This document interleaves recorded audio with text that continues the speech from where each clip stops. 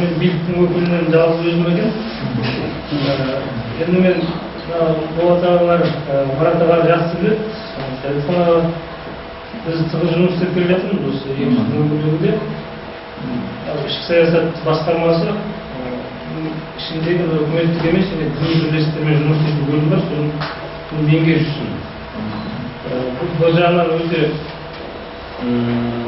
күрделі бөлік. Өйткені 3000-нан аса үкіметтік емес ұйым бар қалада, 200-ден аса діни бірлестік бар. Оның үстіне бұл жаңағы ұйымдар белсенді, сондықтан бәрімен жаңағы жұмыс істеп не істеп отыру өте қиын.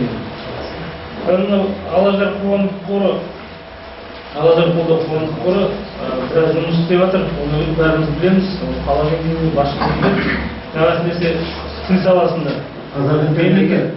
Қазақ интернет қоғамдық бірлестігі. Иә, Қазақ интернет оны, сіздердің бұрыннан Серік Қазы болды, ол жақсы жұмыс істеді. Енді мен мына жерде бір ұсынысым, барлық жаңағы ұсыныстардың бәрі тілге байланысты екен, тілге дұрыс. Мен бір тағы ұсынысым дінге байланысты бір ұсыныс қоссақ. Өйткені жақында мынау дін туралы жаңа заңға өзгерістер енгізіп, парламент оны бірінші қарауды қабылдады.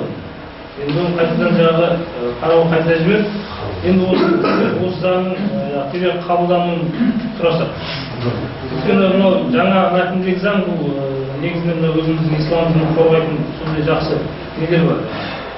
Қарасаңыздар, көп діни бірлестіктер, Алматы қаласында 202 тіркелген діни бірлестік бар. Оның тіркелмеген тағы 50-60 бар. Олардың ішіндегі ең көбі протестанттық бағыттағы дін өкілдері.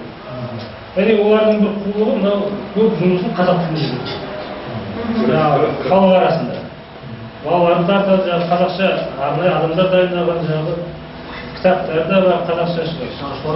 Сондықтан бұл да бір олардың енді басқа мақсаттары бар екені белгілі. Енді соларды былай жаңа заң қабылдаса сүзгіден өткізуге мүмкіндік болады. Қайта тіркеліп талап ете алады. Сондықтан осындай ұсынысты қосып қойса